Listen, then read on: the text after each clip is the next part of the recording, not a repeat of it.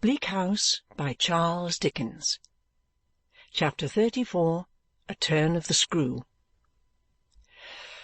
"Now what," says Mr. George, "may this be? Is it blank cartridge or ball? A flash in the pan or a shot?" An open letter is the subject of the trooper's speculations, and it seems to perplex him mightily. He looks at it at arm's length, brings it close to him, holds it in his right hand, holds it in his left hand, reads it with his head on this side, with his head on that side, contracts his eyebrows, elevates them, still cannot satisfy himself. He smooths it out upon the table with his heavy palm, and thoughtfully walking up and down the gallery, makes a halt before it every now and then to come upon it with a fresh eye. Even that won't do. Is it, Mr. George still muses, blank cartridge or ball? Phil Squod, with the aid of a brush and paint-pot, is employed in the distance whitening the targets, softly whistling in quick march time and in drum and fife manner that he must and will go back again to the girl he left behind him. "Phil!" The trooper beckons as he calls him. Phil approaches in his usual way, sidling off at first as if he were going anywhere else, and then bearing down upon his commander like a bayonet charge. Certain splashes of white show in high relief upon his dirty face, and he scrapes his one eyebrow with the handle of the brush. "Attention, Phil. Listen to this." "Steady, Commander, steady."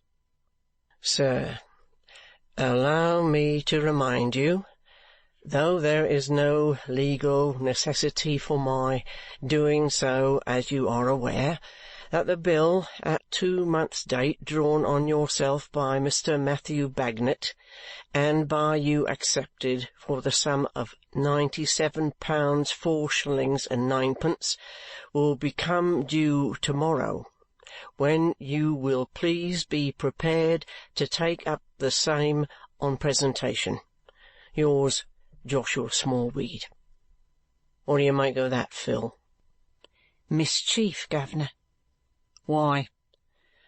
"I think," replies Phil, after pensively tracing out a cross-wrinkle in his forehead with the brush-handle, "that mischievous consequences is always meant when money's asked for." "Look'ee, Phil," said the trooper, sitting on the table. "First and last, I have paid, I may say, half as much again as this principal and interest in one thing and another." Phil intimates, by sidling back a pace or two with a very unaccountable wrench of his wry face, that he does not regard the transaction as being made more promising by this incident. "And look'ee further, Phil," says the trooper, staying his premature conclusions with a wave of his hand. "There's always been an understanding that this bill was to be what they call renewed, and it has been renewed no end of times. What do you say now?" "I say that I think the time has come to an end at last." "You do?" "I am much of the same mind myself. Joshua Smallweed is him that was brought here in a chair?" "The same." "Governor," says Phil with exceeding gravity, "he's a leech in his dispositions. He's a screw and a wice in his actions, a snake in his twistings, and a lobster in his claws." Having thus expressively uttered his sentiments, Mr. Squod, after waiting a little to ascertain if any further remark be expected of him, gets back by his usual series of movements to the target he has in hand, and vigorously signifies through his former musical medium that he must and he will return to that ideal young lady. George, having folded the letter, walks in that direction. "There is a way, Commander," says Phil, looking cunningly at him, "of settling this." "Paying the money, I suppose? I wish I could." Phil shakes his head. "No, governor, no. Not so bad as that. There is a way," says Phil with a highly artistic turn of his brush, "what I'm a-doing at present." "Whitewashing?" Phil nods. "A pretty way that would be.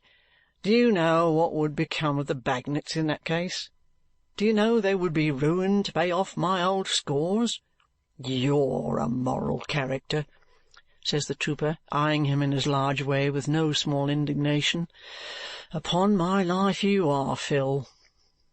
Phil, on one knee at the target, is in course of protesting earnestly, though not without many allegorical scoops of his brush and smoothings of the white surface round the rim with his thumb, that he had forgotten the Bagnet responsibility and would not so much as injure a hair of the head of any member of that worthy family, when steps are audible in the long passage without, and a cheerful voice is heard to wonder whether George is at home.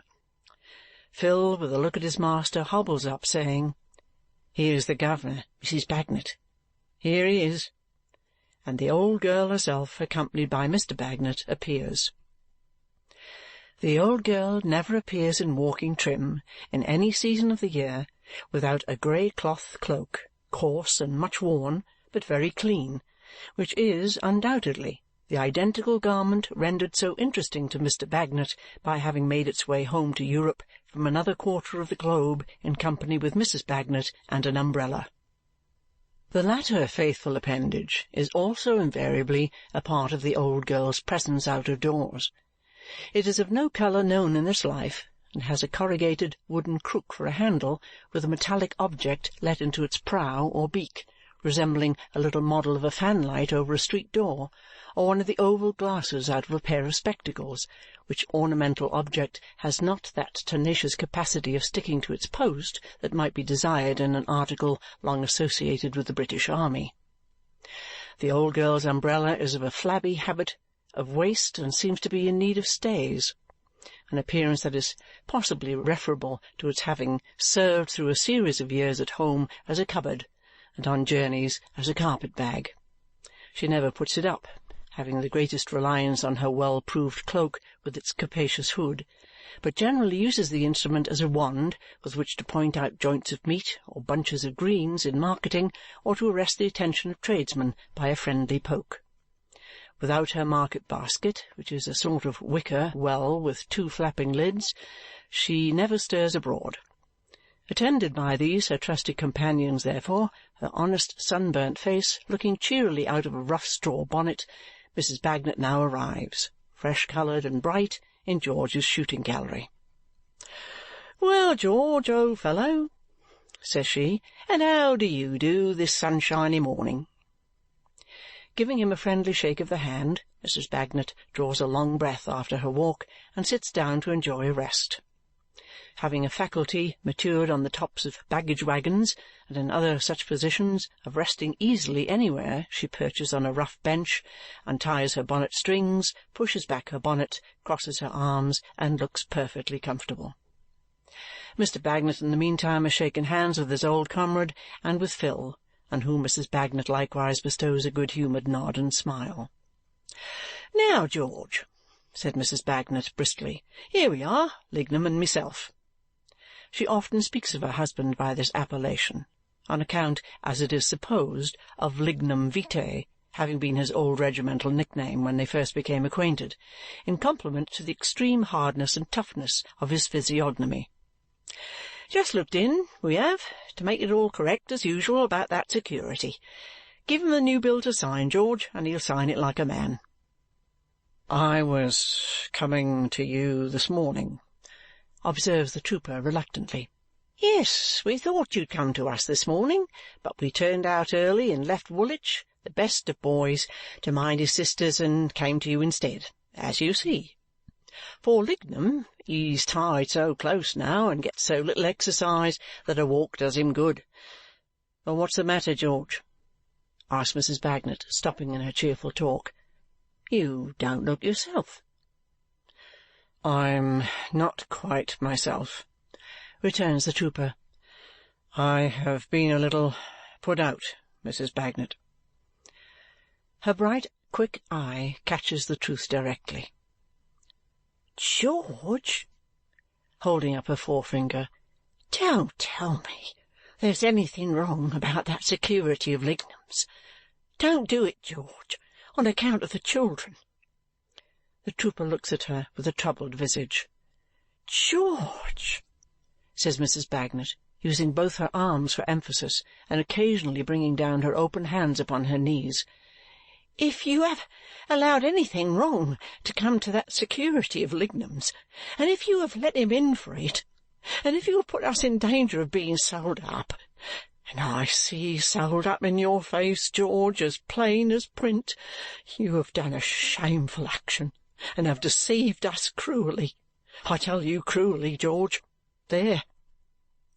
Mr. Bagnet, otherwise as immovable as a pump or a lamp-post, puts his large right hand on the top of his bald head, as if to defend it from a shower-bath, and looks with great uneasiness at Mrs. Bagnet. "George," says that old girl, "I wonder at you, George. I'm ashamed of you. George, I couldn't have believed you would have done it. I always knew you to be a rolling stone that gathered no moss, but I never thought you would have taken away that what little moss there was for Bagnet and the children to lie upon. You know what a hard-working, steady-going chap he is. You know what Quebec and Malta and Woolwich, and I never did think you would, or could, have had the heart to serve us so. Oh, George!"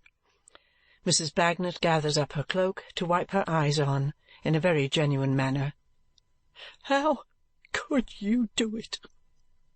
Mrs. Bagnet ceasing, Mr. Bagnet removes his hand from his head as if the shower-bath were over, and looks disconsolately at Mr. George, who has turned quite white, and looks distressfully at the grey cloak and straw bonnet.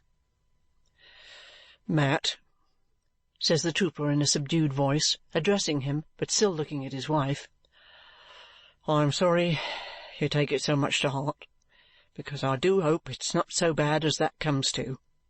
I certainly have, this morning, received this letter," which he reads aloud, "but I hope it may be set right yet. As to a rolling stone, why, what you say is true. I am a rolling stone, and I never rolled in anybody's way, I fully believe, that I rolled the least good to. But it's impossible for an old vagabond comrade to like your wife and family better than I like 'em, Mat, and I trust you'll look upon me as forgivingly as you can. Don't think I've kept anything from you. I haven't had the letter more than a quarter of an hour." "Old girl," murmurs Mr. Bagnet after a short silence, "will you tell 'em my opinion?" "Oh, why didn't he marry," Mrs. Bagnet answers, half laughing and half crying, "Joe Poucher's widow in North America, and he wouldn't have got himself into these troubles." "The old girl," says Mr. Bagnet, "puts it correct. Why didn't you?" "Well, she has a better husband by this time, I hope," returns the trooper. "Anyhow, here I stand this present day, not married to Joe Poucher's widow. What shall I do? You see, all I've got about me. It's not mine. It's yours. Give the word, and I'll sell off every morsel. If I could have hoped it would have brought in nearly the sum wanted, I'd have sold all long ago. Don't believe that I leave you or yours in the lurch, Mat. I'd sell myself first. I only wish," says the trooper, giving himself a disparaging blow in the chest, "that I knew of any one who'd buy such a second-hand piece of old stores." "Old girl," murmurs Mr. Bagnet, "give him another bit of my mind." "George," says the old girl, "you're not so much to be blamed, on full consideration, except for ever taking this business without the means." "And that was like me," observes the penitent trooper, shaking his head. "Like me, I know." "Silence! The old girl," says Mr. Bagnet, "is correct in her way of giving my opinions. Hear me out." "That was when you never ought to have asked for the security, George, and when you never ought to have got it, all things considered. But what's done can't be undone. You are always an honourable and straightforward fellow, as far as lays in your power, though a little flighty. On the other hand, you can't admit but what it's natural in us to be anxious with such a thing hanging over our heads. So, forget and forgive all round, George. Come, forget and forgive all round." Mrs. Bagnet giving him one of her honest hands, and giving her husband the other, Mr. George gives each of them one of his and holds them while he speaks. "I do assure you both there's nothing I wouldn't do to discharge this obligation. But whatever I have been able to scrape together has gone every 2 months in keeping it up. We have lived plainly enough here, Phil and I, but the gallery don't quite do what was expected of it. And it's not, in short, it's not the Mint. It was wrong in me to take it. Well, so it was. But I was in a manner drawn into that step, and I thought it might steady me and set me up. And you'll try to overlook my having such expectations, and upon my soul I am very much obliged to you, and very much ashamed of myself." With these concluding words, Mr. George gives a shake to each of the hands he holds, and relinquishing them, backs a pace or two in a broad-chested, upright attitude, as if he had made a final confession and were immediately going to be shot with all military honours. "George, hear me out," says Mr. Bagnet, glancing at his wife. "Old girl, go on." Mr. Bagnet, being in this singular manner heard out, has merely to observe that the letter must be attended to without any delay, that it is advisable that George and he should immediately wait on Mr. Smallweed in person, and that the primary object is to save and hold harmless Mr. Bagnet, who had none of the money. Mr. George, entirely assenting, puts on his hat and prepares to march with Mr. Bagnet to the enemy's camp. "Don't you mind a woman's hasty word, George," says Mrs. Bagnet, patting him on the shoulder. "I trust my old Lignum to you, and I'm sure you'll bring him through it." The trooper returns that this is kindly said, and that he will bring Lignum through it somehow. Upon which Mrs. Bagnet, with her cloak, basket, and umbrella, goes home bright-eyed again to the rest of her family, and the comrades sally forth on the hopeful errand of mollifying Mr. Smallweed. Whether there are two people in England less likely to come satisfactorily out of any negotiation with Mr. Smallweed than Mr. George and Mr. Matthew Bagnet may be very reasonably questioned. Also, notwithstanding their martial appearance, broad square shoulders, and heavy tread, whether there are, within the same limits, two more simple and unaccustomed children in all the small weedy affairs of life. As they proceed with great gravity through the streets towards the region of Mount Pleasant, Mr. Bagnet, observing his companion to be thoughtful, considered it a friendly part to refer to Mrs. Bagnet's late sally. "George, you know the old girl. She's as sweet and as mild as milk. But touch her on the children, or myself, and she's off like gunpowder." "It does her credit, Mat." "George," says Mr. Bagnet, looking straight before him, "the old girl can't do anything that don't do her credit. More or less, I never say so, discipline must be maintained." "She is worth her weight in gold," says the trooper. "In gold?" says Mr. Bagnet. "I'll tell you what. The old girl's weight is 12 stone 6. Would I take that weight in any metal for the old girl? No. Why not? Because the old girl's metal is far more precious than the preciousest metal, and she's all metal." "You're right, Mat." "When she took me and accepted of the ring, she listed under me and the children, heart and head for life.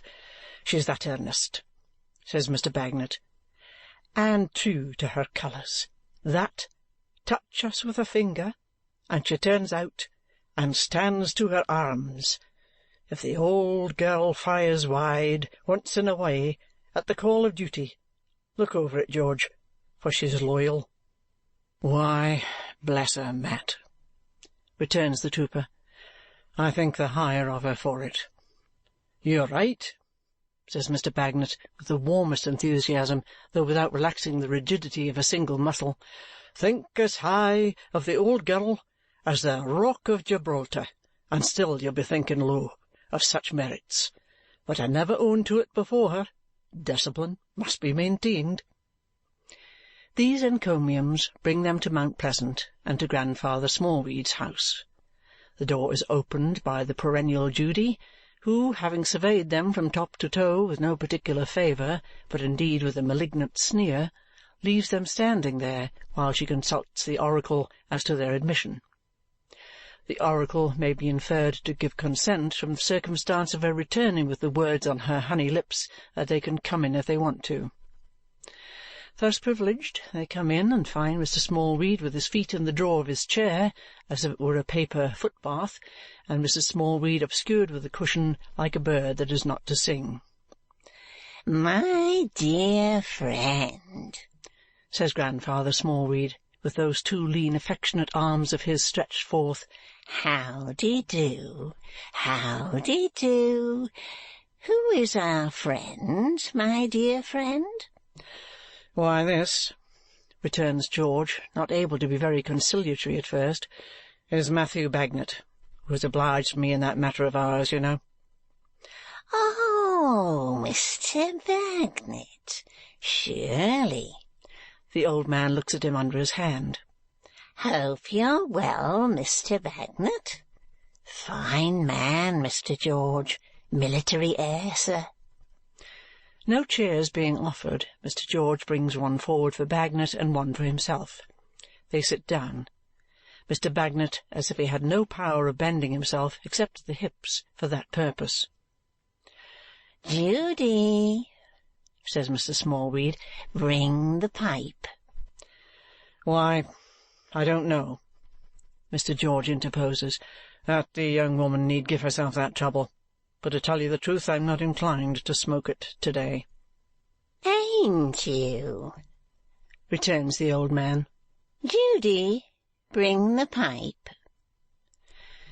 "The fact is, Mr. Smallweed," proceeds George, "that I find myself in rather an unpleasant state of mind. It appears to me, sir, that your friend in the city has been playing tricks." "Oh, dear, no," says Grandfather Smallweed. "He never does that." "Don't he? Well, I'm glad to hear it, because I thought it might be his doing. This, you know, I am speaking of, this letter." Grandfather Smallweed smiles in a very ugly way in recognition of the letter. "What does it mean?" asks Mr. George. "Judy," says the old man, "have you got the pipe? Give it to me. Did you say, 'What does it mean,' my good friend?" "Aye. Now, come.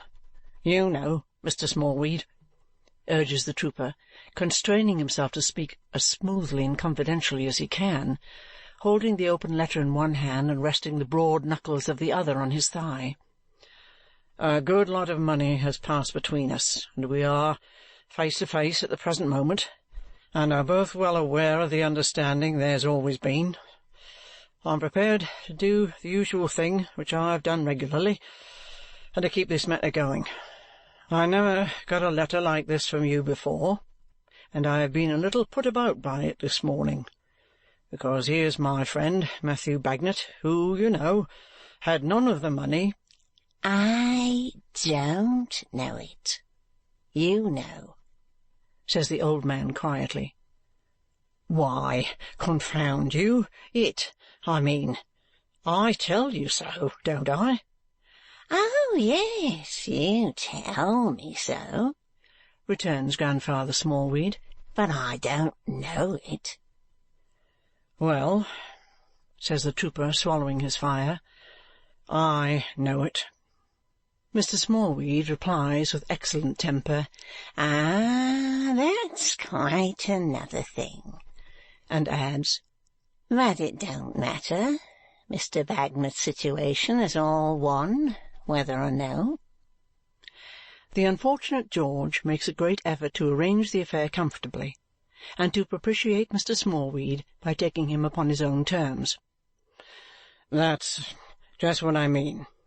As you say, Mr. Smallweed, here's Matthew Bagnet, liable to be fixed whether or no. Now, you see, that makes his good lady very uneasy in her mind, and me too, for whereas I'm a harum-scarum sort of a good-for-naught that more kicks than halfpence come natural to, why, he's a steady family man, don't you see? Now, Mr. Smallweed," says the trooper, gaining confidence as he proceeds in his soldierly mode of doing business, "although you and I are good friends enough in a certain sort of way, I am well aware that I can't ask you to let my friend Bagnet off entirely." "Oh, dear, you are too modest. You can ask me anything, Mr. George." There is an ogreish kind of jocularity in Grandfather Smallweed to-day. "And you can refuse, you mean, eh? Or not you so much, perhaps, as your friend in the city?" echoes Grandfather Smallweed, in such a very hard manner and with eyes so particularly green that Mr. Bagnet's natural gravity is much deepened by the contemplation of that venerable man. "Come," says the sanguine George, "I'm glad to find we can be pleasant, because I want to arrange this presently. Here's my friend Bagnet, and here am I. We'll settle the matter on the spot, if you please, Mr. Smallweed, in the usual way, and you'll ease my friend Bagnet's mind and his family's mind a good deal if you'll just mention to him what our understanding is." Here some shrill spectre cries out in a mocking manner, "Oh, good gracious, oh!" unless indeed it be the sportive Judy, who is found to be silent when the startled visitors look round, but whose chin has received a recent toss expressive of derision and contempt. Mr. Bagnet's gravity becomes yet more profound. "But I think you asked me, Mr. George." Old Smallweed, who all this time has had the pipe in his hand, is the speaker now. "I think you asked me, what did the letter mean?" "Why, yes, I did," returns the trooper in his off-hand way, "but I don't care to know particularly if it's all correct and pleasant." Mr. Smallweed, purposely baulking himself in an aim at the trooper's head, throws the pipe on the ground and breaks it to pieces. "That's what it means, my dear friend. I'll smash you. I'll crumble you. I'll powder you. Go to the devil." The two friends rise and look at one another. Mr. Bagnet's gravity has now attained its profoundest point. "Go to the devil," repeats the old man. "I'll have no more of your pipe-smokings and swaggerings. What? You're an independent dragoon too? Go to my lawyer, you remember where, you've been there before, and show your independence now, will you? Come, my dear friend, there's a chance for you. Open the door, Judy. Put these blusterers out. Call in help if they don't go. Put 'em out." He vociferates this so loudly that Mr. Bagnet, laying his hands on the shoulders of his comrade before the latter can recover from his amazement, gets him on the outside of the street door, which is instantly slammed by the triumphant Judy. Utterly confounded, Mr. George awhile stands looking at the knocker. Mr. Bagnet, in a perfect abyss of gravity, walks up and down before the little parlour window like a sentry, and looks in every time he passes, apparently revolving something in his mind. "Come, Mat," says Mr. George when he has recovered himself, "we must try the lawyer. Now, what do you think of this rascal?" Mr. Bagnet, stopping to take a farewell look into the parlour, replies, with one shake of his head directed at the interior, If my old girl had been here, I'd have told him." Having so discharged himself of the subject of his cogitations, he falls into step and marches off with the trooper, shoulder to shoulder. When they present themselves in Lincoln's Inn Fields, Mr. Tulkinghorn is engaged, and not to be seen. He is not at all willing to see them, for when they have waited a full hour, and the clerk, on his bell being rung, takes the opportunity of mentioning as much, he brings forth no more encouraging message than Mr. Tulkinghorn has nothing to say to them, and they had better not wait. They do wait, however, with the perseverance of military tactics, and at last the bell rings again, and the client in possession comes out of Mr. Tulkinghorn's room. The client is a handsome old lady, no other than Mrs. Rouncewell, housekeeper at Chesney Wold. She comes out of the sanctuary with a fair old-fashioned curtsy and softly shuts the door. She is treated with some distinction there, for the clerk steps out of his pew to show her through the outer office and to let her out. The old lady is thanking him for his attention when she observes the comrades in waiting. "I beg your pardon, sir, but I think those gentlemen are military." The clerk referring the question to them with his eye, and Mr. George not turning round from the almanac over the fireplace, Mr. Bagnet takes upon himself to reply, "Yes, ma'am, formally." "I thought so. I was sure of it. My heart warms, gentlemen, at the sight of you. It always does at the sight of such. God bless you, gentlemen. You'll excuse an old woman, but I had a son once who went for a soldier. A fine handsome youth he was, and good in his bold way, though some people did disparage him to his poor mother. I ask your pardon for troubling you, sir. God bless you, gentlemen." "Same to you, mum," returns Mr. Bagnet with right good will. There is something very touching in the earnestness of the old lady's voice, and in the tremble that goes through her quaint old figure. But Mr. George is so occupied with the almanac over the fireplace, calculating the coming months by it perhaps, that he does not look round until she has gone away and the door is closed upon her. "George," Mr. Bagnet gruffly whispers when he does turn from the almanac at last, "don't be cast down. Why, soldiers, why should we be melancholy boys? Cheer up, my hearty." The clerk having now again gone in to say that they are still there, and Mr. Tulkinghorn being heard to return with some irascibility, "Let them come in, then," they pass into the great room with the painted ceiling and find him standing before the fire. "Now, you men, what do you want? Sergeant, I told you the last time I saw you that I don't desire your company here."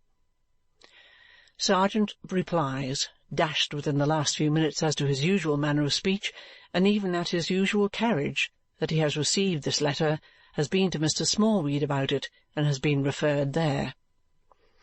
"I have nothing to say to you," returns Mr. Tulkinghorn.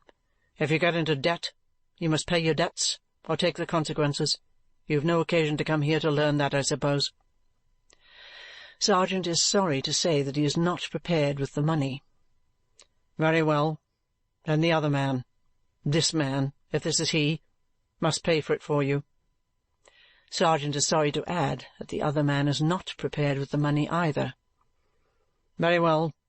Then you must pay it between you, or you must both be sued for it, and both suffer. You have had the money, and must refund it. You are not to pocket other people's pounds, shillings, and pence, and escape scot-free." The lawyer sits down in his easy chair and stirs the fire.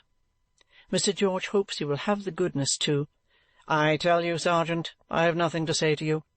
I don't like your associates, and don't want you here.